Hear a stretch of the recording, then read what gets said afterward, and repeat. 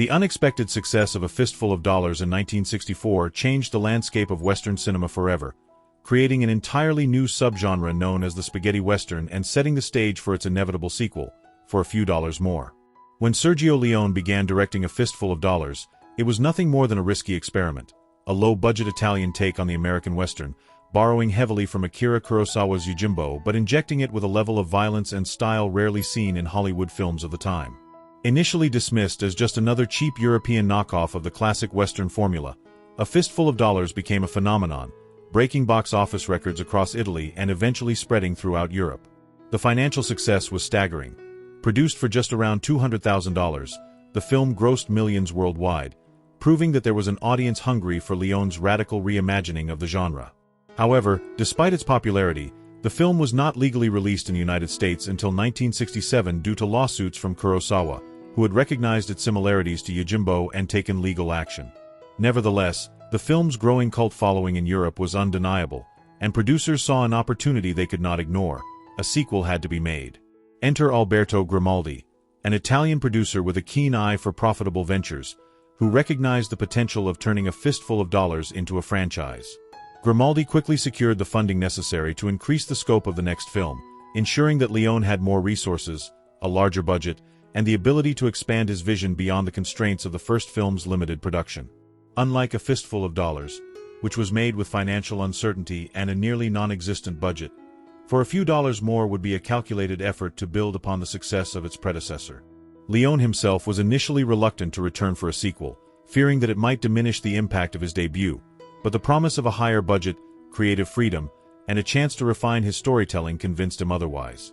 He saw an opportunity not only to continue the story of his enigmatic protagonist, the man with no name, but also to introduce new characters and expand the thematic depth of his films. With a budget now exceeding $600,000, 3 times that of A Fistful of Dollars, Leone could afford to elevate every aspect of the production, from casting to cinematography. The decision to create a sequel was not merely a financial one, it was also a creative challenge for Leone, who wanted to evolve the spaghetti Western formula he had pioneered. Rather than simply repeating the same story, Leone sought to build a richer, more complex narrative that introduced new moral dilemmas, a more sophisticated plot, and a greater sense of mythic grandeur. The first challenge was securing Clint Eastwood's return, as the actor, who had risen to stardom thanks to A Fistful of Dollars, was beginning to attract attention from Hollywood. Leone and Grimaldi knew that Eastwood was crucial to the film's success, as his portrayal of the silent, deadly, poncho-clad gunslinger had become an iconic image in European cinema.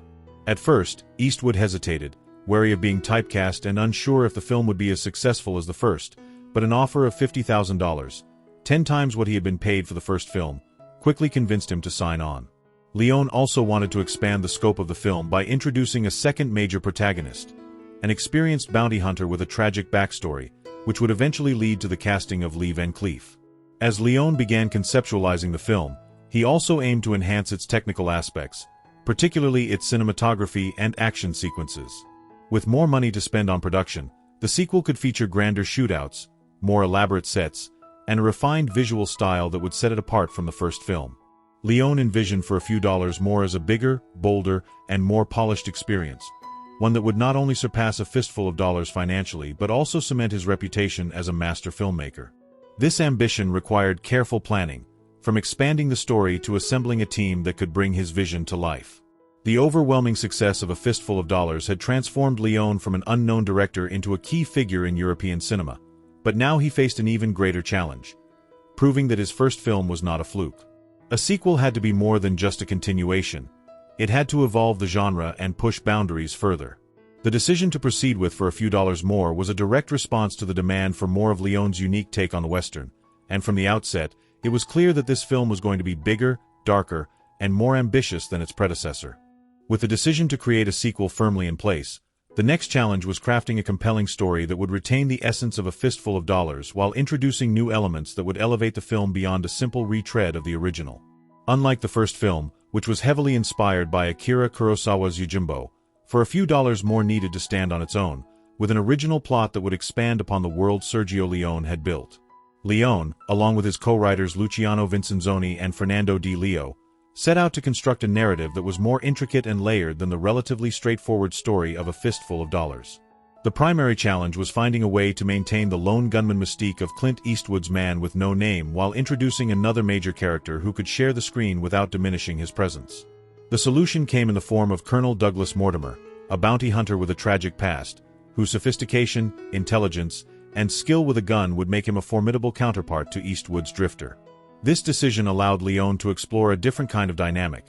Whereas the first film had focused on a single, self-serving anti-hero navigating a violent town, the sequel would introduce the theme of uneasy alliances, rivalry, and revenge. The idea of bounty hunting as a central theme emerged early in the writing process, as Leone wanted to shift the focus from the simple town-based conflict of a fistful of dollars to a broader world of professional killers seeking fortune and justice in the violent frontier. By making both protagonists bounty hunters rather than lawmen or outlaws, the film could maintain the moral ambiguity that had defined the first installment while adding layers of complexity to their motivations. The screenwriters carefully crafted a backstory for Colonel Mortimer, giving him a personal stake in the film's central conflict. His sister had been raped and murdered by the sadistic bandit leader El Indio, and his hunt for vengeance paralleled the more financially motivated pursuits of Eastwood's character. This provided a deeper emotional core to the film, making it not just a story about money but also about personal vendettas and redemption. The character of El Indio, played by John Maria Vallant, was also developed to be far more intricate than the standard Western villain.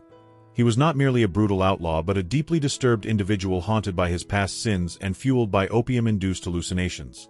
Unlike Ramon Rojo from A Fistful of Dollars, who had been a cunning but ultimately one-dimensional villain, El Indio was portrayed as a complex and unpredictable antagonist whose psychological torment made him a more formidable and chilling presence.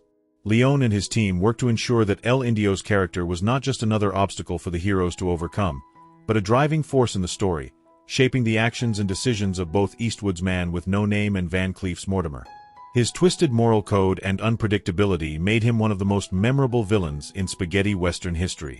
The idea of the musical pocket watch, which played a haunting melody and was tied to El Indio's psychological instability, was a storytelling device introduced to give the film a recurring motif that connected all three main characters. The concept of a musical theme dictating the tempo of duels was a bold innovation, adding a ritualistic quality to the film's climactic confrontations and reinforcing Leone's fascination with stylized violence. This would become one of the defining aspects of For a Few Dollars More, setting it apart from traditional Hollywood westerns where gunfights were often quick and unceremonious. Another significant departure from the first film was the expansion of the film's setting and scope. While A Fistful of Dollars had been confined to the single town of San Miguel, For a Few Dollars More would span multiple locations, from desolate deserts to grand, decaying towns, reinforcing the idea that this was a much larger, more ambitious tale.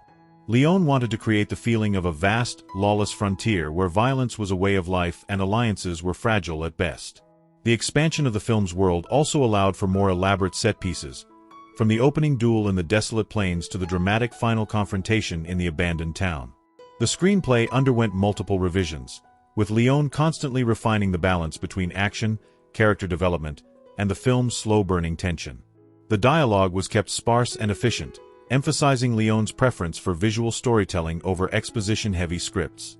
Every glance, every pause, and every movement was carefully considered to maximize dramatic impact.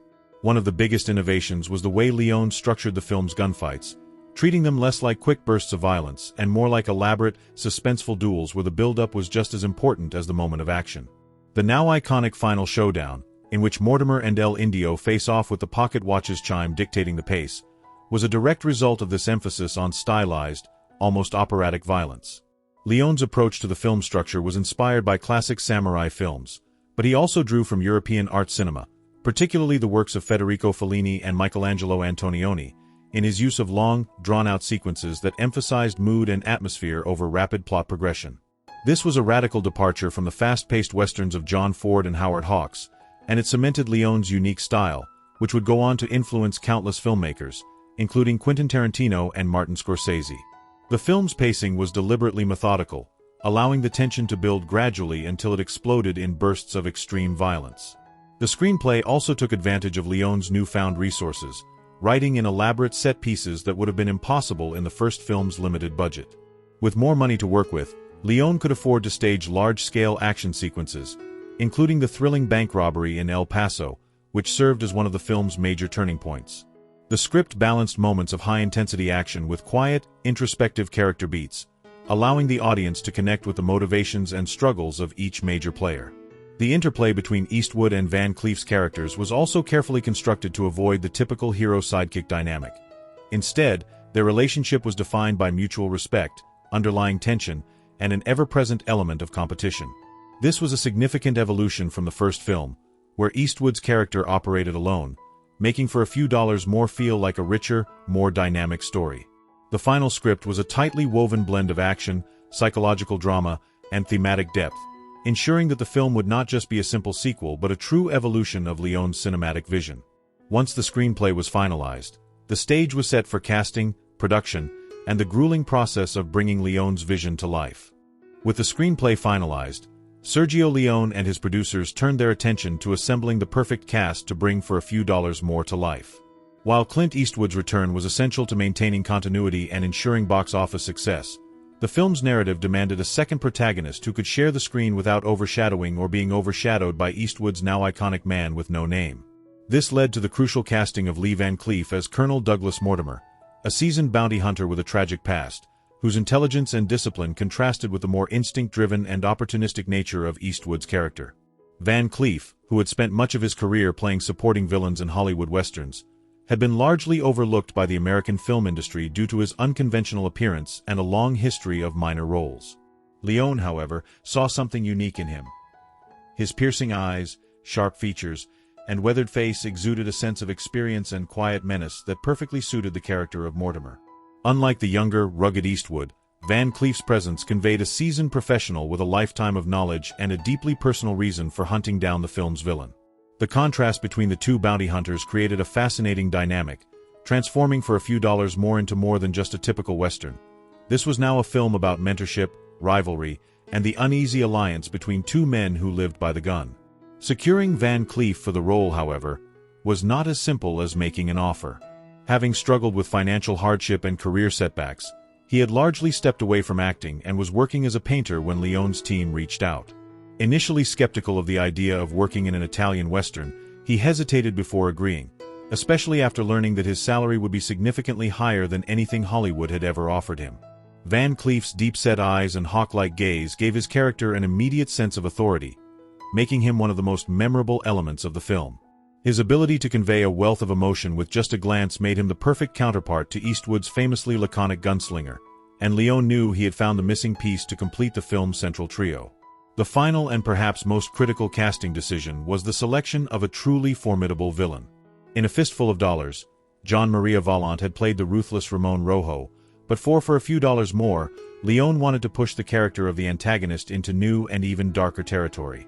El Indio, the film's primary villain, was not just a cunning bandit leader but a deeply disturbed and unpredictable figure, haunted by his past actions and driven by an opium-fueled descent into madness. Leone decided to bring back Vallant, recognizing that the actor's ability to portray raw intensity and unhinged violence would make El Indio one of the most terrifying and psychologically complex villains in Western cinema. Vallant, known for his method acting and deep immersion in his roles, fully embraced the character's twisted nature, often pushing himself to unsettling extremes to deliver a performance that felt genuinely deranged. Unlike the coldly strategic Ramon Rojo, El Indio was a man ruled by impulses and obsessions, making him an even more dangerous adversary. One of the defining elements of El Indio's character was his ritualistic use of a musical pocket watch, which played a haunting melody whenever he prepared for a duel.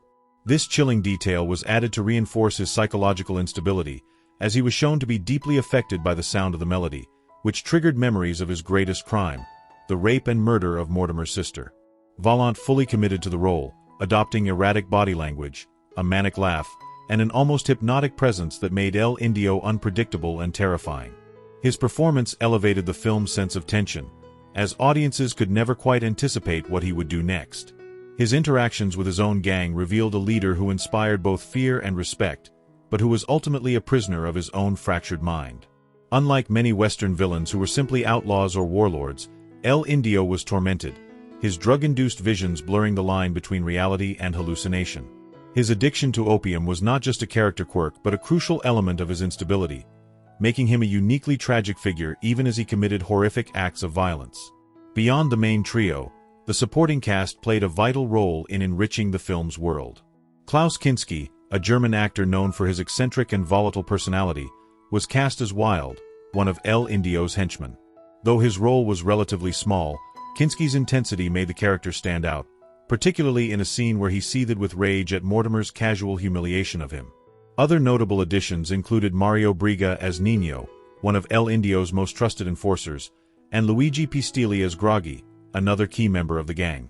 Each supporting character had a distinct look and personality, reinforcing Leone's meticulous attention to detail in crafting a visually and thematically rich world. Unlike traditional Hollywood westerns, which often relied on nameless henchmen and faceless bandits, for a few dollars more ensured that every character had a presence, adding to the film's realism and immersion. Leone's approach to casting was unconventional by Hollywood standards, as he prioritized unique faces and expressive physicality over traditional acting prowess. He often cast actors based on their appearance first, believing that their presence alone could tell a story. This philosophy extended to the extras and background characters, who were chosen for their striking features and ability to create a memorable impression, even in brief scenes. The result was a world populated by weathered, lived-in faces, giving the film an authenticity that set it apart from the clean-cut westerns of the past. Once the cast was assembled, Leone spent time working with his actors to refine their characters, often relying on visual storytelling rather than lengthy dialogue. He encouraged Eastwood to maintain his signature stoicism, allowing his expressions and body language to communicate everything necessary. With Van Cleef, Leone emphasized the importance of controlled precision, ensuring that Mortimer's every movement felt deliberate and calculated. For Vallant, he allowed the actor to explore the depths of El Indio's madness, resulting in an unhinged yet mesmerizing performance that kept audiences on edge. The interplay between these three characters became the driving force of the film, with their conflicting motivations and personal stakes creating a web of tension that carried through every scene. The film's casting choices were instrumental in shaping its identity, elevating for a few dollars more beyond a simple sequel into a fully realized evolution of Leone's vision. Each actor brought something unique to their role, reinforcing the film's themes of justice, revenge, and the brutal nature of the Wild West. With the cast in place, production was ready to begin, and Leone's vision was about to take shape in a way that would cement its legacy as one of the greatest westerns ever made. With the screenplay finalized and the cast secured, For a Few Dollars More was ready to begin production. Unlike A Fistful of Dollars, which had been shot on an extremely tight budget with minimal resources, the sequel benefited from a significantly larger budget, around $600,000, 3 times the cost of its predecessor. This allowed Sergio Leone to expand the film's scope, refine its visual style, and create a more immersive, detailed world. However, despite the increased budget, the production faced its fair share of challenges, including grueling conditions, logistical difficulties, and Leone's meticulous perfectionism, which often led to lengthy and exhausting shoots. One of the first major decisions was choosing the filming locations. Leone had been impressed with Spain's landscapes during the production of A Fistful of Dollars and decided to return therefore for a few dollars more, specifically to Almeria in the Andalusian region. This area, with its vast, arid deserts and rugged mountains, provided the perfect backdrop for Leone's vision of the Wild West. Almeria had previously been used in other European westerns, but it was Leone who truly transformed it into an iconic setting, making it synonymous with the spaghetti western genre. The small town of Los Albaricoques, with its whitewashed buildings and dusty streets, was used as a stand-in for several key locations in the film, including Agua Caliente, the town controlled by El Indio and his gang. To enhance the film's authenticity, Leone also chose to shoot in the historic town of Colmena Viejo, near Madrid, where several outdoor sets were built to represent El Paso and the various locations visited by the bounty hunters. The set designers meticulously crafted saloons, banks, and jails to give the film a lived-in, weathered look that felt distinctly different from the cleaner, more polished Western towns seen in Hollywood productions. Unlike traditional Hollywood Westerns, which often idealized the American frontier, Leone wanted his world to feel gritty, dangerous, and morally ambiguous. This meant shooting in real, harsh environments rather than relying on studio sets. The cast and crew endured extreme heat during the daytime and freezing temperatures at night, which made filming physically exhausting, especially for the actors who had to wear heavy costumes under the scorching sun. The cinematography was another area where Leone pushed boundaries. Working with cinematographer Massimo Dallamano, Leone developed a unique visual style that would become his signature. His use of extreme close-ups, often focusing on characters' eyes, created an unparalleled sense of tension, especially during the film's many duels. Leone's approach was inspired by both Japanese samurai films and Italian neorealism, which emphasized the power of silent storytelling through facial expressions and body language rather than dialogue. This method required actors to remain perfectly still for extended periods, while Leone carefully framed each shot, resulting in long, grueling shooting days. Clint Eastwood, known for his patience on set, adapted well to this style, but Lee Van Cleef and John Maria Vallant found it more challenging. Vallant, in particular, grew frustrated with the slow, deliberate pace of filming, as he was used to a more traditional approach to acting. Despite this, his intense, unpredictable performance as El Indio was in part a result of Leone's insistence on precise, controlled movements and expressions. One of the most ambitious sequences to film was the climactic duel between Mortimer and El Indio, set in the abandoned town square. This scene, in which the pocket watch's melody dictates the pace of the duel, was one of Leone's most carefully orchestrated moments, requiring perfect timing from both the actors and the camera operators. Leone wanted every movement, every twitch of the fingers, and every shift in eye contact to be captured with maximum dramatic impact. The sequence took several days to shoot, with Leone obsessing over every detail, from the position of the sun to the dust in the air. He would often make the actors stand in place for hours while he adjusted lighting and camera angles, testing their patience to its limits. Van Cleef, ever the professional, endured the process with quiet determination, while Vallant grew increasingly agitated, leading to tension on set. Another challenge was the use of horses in key action scenes. The film featured several horseback chases and shootouts, requiring expert coordination between the stunt riders and the camera crew. Leone wanted these scenes to feel dynamic and chaotic, rather than overly choreographed, which meant allowing for a degree of improvisation in the action. However, this also led to several accidents on set, with stuntmen being thrown from horses and injuries occurring due to the rough terrain. Leone himself was notorious for his lack of concern for safety, often pushing his crew to the limits to get the perfect shot. While this resulted in stunning visuals, it also made the shoot grueling for everyone involved.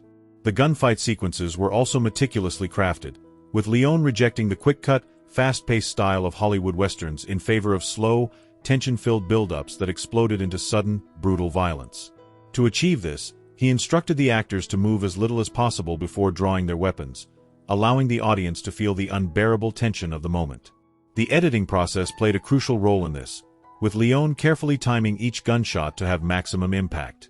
The sound design was another key element. Leone wanted the gunshots to feel loud and visceral, so he instructed the sound engineers to enhance the sound effects, making each shot ring out with an almost deafening intensity. This would later become a hallmark of the spaghetti western genre, influencing filmmakers for decades to come. Despite these difficulties, the production stayed relatively on schedule, thanks in large part to Leone's unrelenting drive and the professionalism of his crew. The larger budget also allowed for more elaborate set pieces, such as the bank robbery scene, which involved multiple moving parts and precise coordination between actors and stuntmen. This sequence, in which El Indio's gang breaks into the heavily guarded bank in El Paso, was one of the most complex to shoot, requiring multiple takes to get the pacing and tension just right.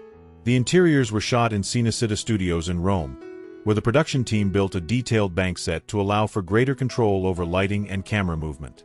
Despite the physical and logistical challenges, for a few dollars more slowly took shape, with Leone's vision coming to life in ways that even he hadn't fully anticipated. Every frame of the film was crafted with meticulous detail, from the sweat on the actors' faces to the dust swirling in the air during gunfights. Leone's insistence on absolute precision often frustrated his cast and crew, but it also resulted in a film that was visually stunning and narratively compelling. By the time filming wrapped, everyone involved knew they had created something special, something that wasn't just a sequel, but a defining moment in Western cinema.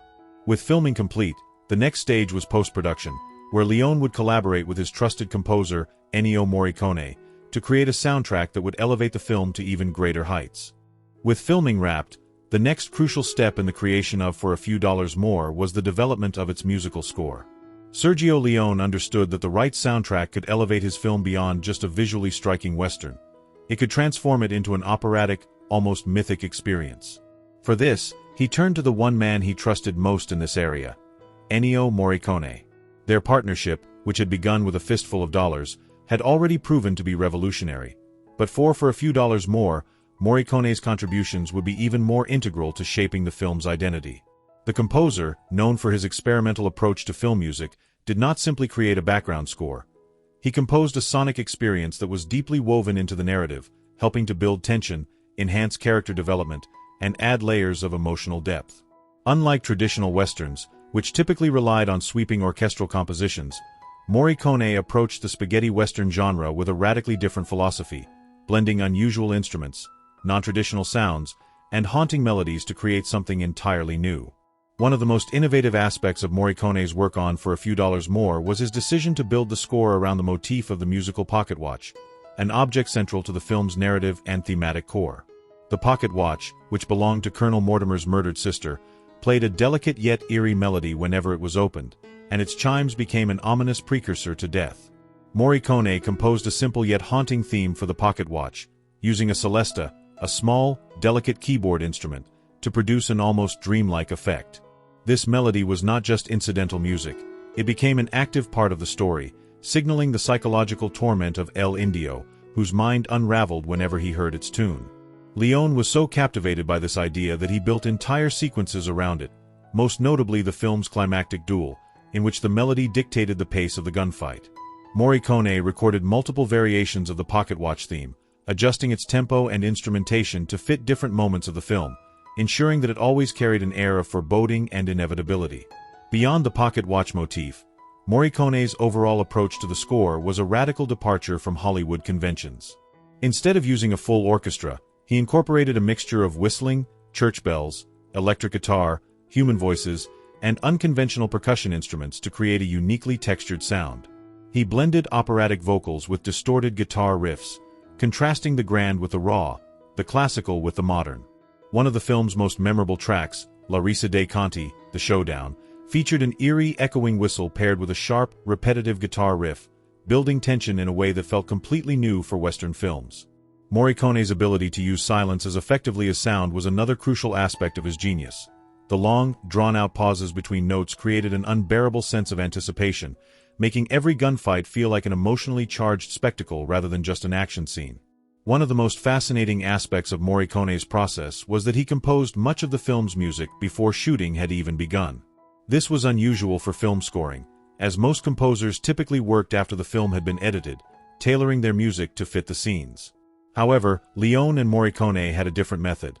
Leone would play Morricone's compositions on set during filming, allowing the music to directly influence the pacing, framing, and emotional beats of the performances.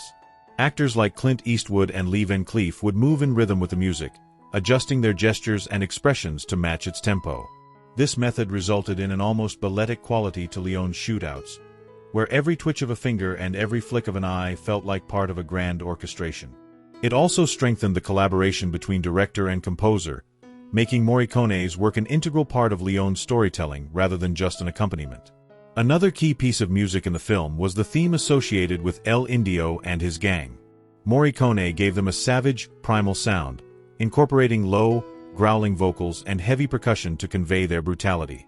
In contrast, the music that accompanied Mortimer was more refined and melancholic, reflecting his personal loss and his quest for vengeance. The contrast in musical themes between Mortimer and El Indio subtly reinforced their narrative arcs. While both men were killers, Mortimer was driven by a sense of justice, whereas El Indio was consumed by madness. Even the score for The Man with No Name was carefully crafted to reflect his enigmatic nature, using a blend of sharp, minimalist guitar riffs and sudden bursts of sound to emphasize his unpredictability. The use of whistling as a musical device was another signature element of Morricone's approach. The whistle motif, performed by Alessandro Alessandroni, became one of the defining features of spaghetti western scores, adding an almost ghostly quality to the film's atmosphere. It was both playful and menacing, evoking the idea of a lone gunman walking the fine line between life and death. This innovation would go on to be used even more prominently in The Good, the Bad, and the Ugly, but it was in For a Few Dollars More that it was first refined into a powerful storytelling tool. Once the soundtrack was completed and integrated into the film, the effect was undeniable. Critics and audiences alike were mesmerized by the way the music and visuals worked together, creating a hypnotic, almost operatic experience that set For a Few Dollars More apart from any other Western before it. The music did not simply accompany the action, it was an essential part of it, dictating the rhythm of gunfights, elevating moments of tension, and adding a dreamlike quality to the film's most iconic sequences. Morricone's work on For a Few Dollars More would go on to influence countless composers, with elements of his style appearing in everything from Quentin Tarantino films to video games like Red Dead Redemption. Despite its unconventional nature, the film's score became one of its most celebrated aspects, and its success helped cement Morricone's reputation as one of the greatest film composers of all time.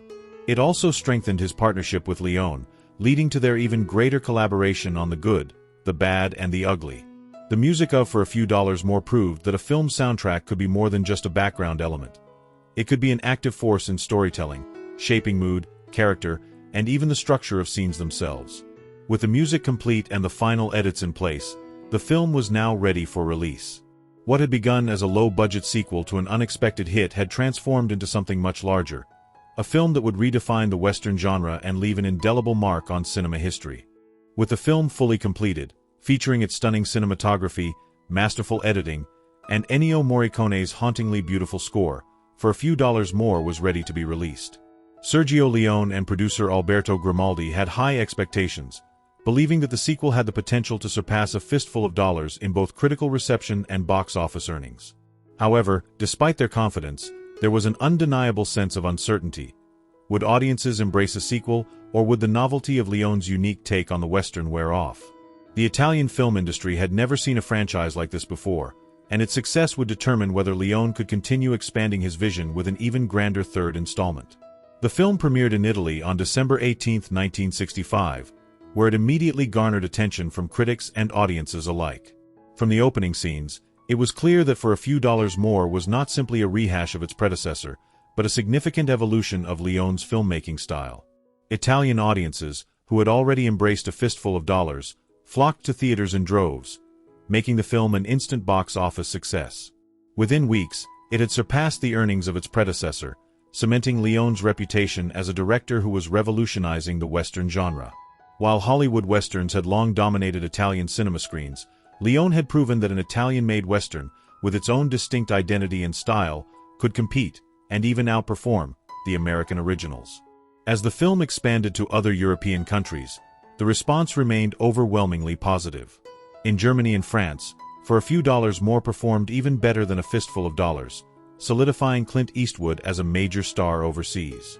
His silent, brooding persona resonated with European audiences, who saw him as the perfect embodiment of Leone's vision of the lone, morally ambiguous anti-hero. Lee Van Cleef, who had previously been little more than a background villain in Hollywood Westerns, was suddenly catapulted to fame. His portrayal of Colonel Douglas Mortimer was widely praised for its depth, with critics noting that his character added a layer of gravitas and emotional weight to the film that A Fistful of Dollars had lacked. Van Cleef, once struggling to find roles in America, now found himself a major star in Europe, a career resurgence that would define the rest of his life. The real test, however, was the film's reception in the United States. Due to ongoing legal battles with Akira Kurosawa over the unauthorized adaptation of Yojimbo, A Fistful of Dollars had not been officially released in America until 1967. This meant that when For a Few Dollars More was completed, most American audiences were still unaware of the first film. United Artists, which had acquired the distribution rights for the trilogy, decided to release both films in rapid succession in the U.S., capitalizing on Eastwood's rising fame from his television work on Rawhide. When For a Few Dollars More finally premiered in America in 1967, it was met with a mixture of curiosity and skepticism. Many American critics, accustomed to the clean-cut morality of Hollywood Westerns, were unsure of what to make of Leone's unapologetically violent, morally ambiguous storytelling. Initial reviews were divided. Some critics dismissed the film as a crude, violent imitation of classic Westerns, complaining about the lack of clear heroes and villains. However, others recognized its brilliance, praising Leone's cinematography, Van Cleef's performance, and Morricone's groundbreaking score. The New York Times called the film hypnotic, strange, and operatic, while Time magazine described it as a brutal but fascinating reinvention of the Western. The film's stark realism and unconventional style initially confused American audiences, but it quickly developed a cult following. By the time The Good, The Bad, and The Ugly was released in late 1967, Leone's style had become unmistakable, and the spaghetti Western genre had fully captured the public's imagination. At the box office, For a Few Dollars More was a massive hit. It grossed over €3 billion, around $5 million at the time, in Italy, making it one of the highest-grossing Italian films of all time. In Germany and France, it earned even more, and by the time it was released in America, it had already become an international sensation. The film's commercial success guaranteed that Leone would have the resources and studio backing needed to complete the final installment of his trilogy, The Good, the Bad, and the Ugly. Beyond its immediate success, For a Few Dollars More had a profound and lasting impact on the Western genre and cinema as a whole. It proved that sequels could surpass their predecessors in quality and ambition, setting a new standard for franchise filmmaking. The film's unique storytelling, which blended moments of extreme violence with poetic beauty, redefined what Westerns could be, moving them away from the black-and-white morality of classic John Ford films and into a more nuanced, morally complex world. The film's influence extended far beyond Westerns. Directors such as Quentin Tarantino, Martin Scorsese, and Robert Rodriguez have all cited Leone's work, particularly For a Few Dollars More, as a major inspiration. Tarantino, in particular, has paid direct homage to Leone's style in films like The Hateful Eight and Django Unchained, adopting his use of extreme close-ups, long, tension-filled standoffs, and stylized violence.